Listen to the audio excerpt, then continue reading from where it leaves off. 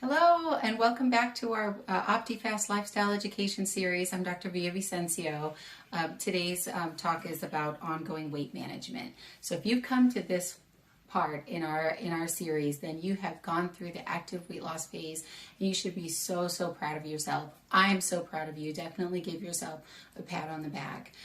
The next phase, I wish I could say it was easier, but the active weight loss maintenance does take quite a bit of effort too, as well. This is a lifestyle change, and so I wanted to help you kind of go back and think about the tools that you've learned through these sessions, through clinic, through the modules, and other things that you probably have picked up along the way from other sources, and just kind of summarize things, because these are the tools that are going to help you move forward and keep the weight off that you've worked so hard to keep to lose.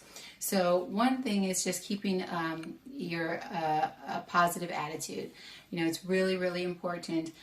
You've gone through temporary periods of discomfort, and it isn't easy to lose weight at all, and to go through, exercising regularly and increasing the exercise and cutting the calories and saying no to some things that you might have wanted to have before. But your choices definitely pay off. Knowing that and having that positive attitude really helped you to get to this point and will continue to help you in the future.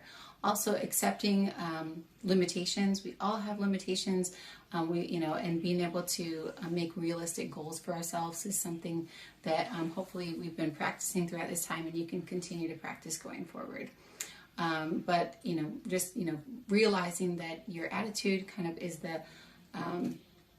the cornerstone here, and focusing on the consequences of your choices is something that is part of our OptiFast program.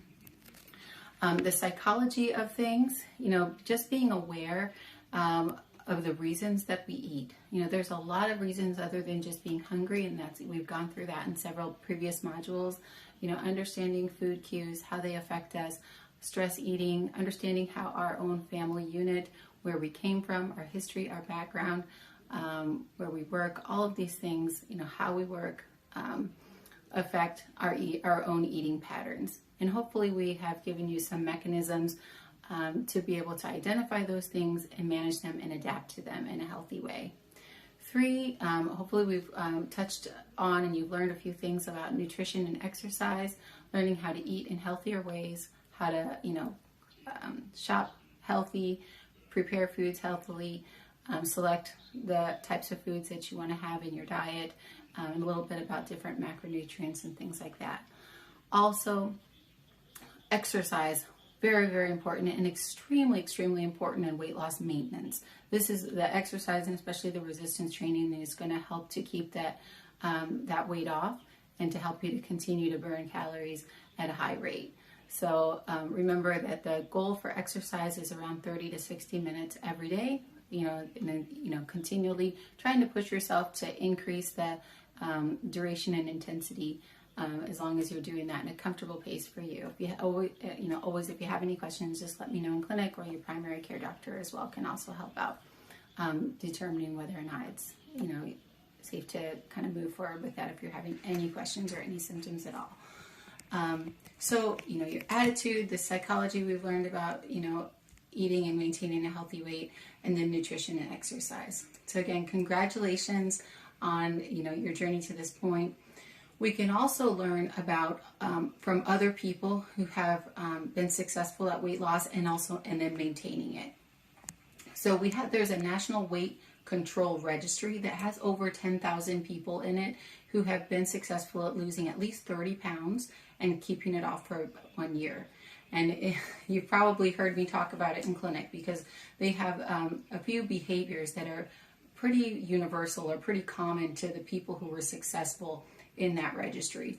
One is that they're exercising regularly, on average about 60 minutes per day. 2 is that they're keeping low calorie diets, and not any one diet in particular, but that they're somehow monitoring their calorie consumption or their food consumption. They're also tracking their weight, on average a minimum of once a week. stepping on the scale and taking a look at their weight. And then they're also keeping consistent eating patterns, consecutively or over time. So they're meaning that they're not having binging on the weekends and eating one way on the weekdays, or they're not, they're keeping it constant throughout holidays, throughout the weekends, throughout the weekdays, and things like that. Not that we don't have slip-ups, we all do, and that's also another thing that's common to the people in the National Weight Control Registry, is that they're forgiving of themselves, in managing their slip-ups, not having an all or none attitude where if they mess up, it's like, oh, might as well forget it. We just kind of understand that, okay, well, if we overate, we made a poor decision, we had to ate something that thwarts our goals for healthy eating and healthy weight, then we just decide for ourselves, okay, in the next hour, I'm going to make a change and I'm going to do this better. Or, the next day when you wake up, I'm going to do better. And just like I said, realistic expectations and being forgiving of ourselves, because nobody's perfect. So I hope that these kind of things that you've learned throughout these modules will help. And again, I'm here as your support. Hopefully you've got friends and family as well who are kind of following you on this journey. You've got your journal that you've been keeping along the way too.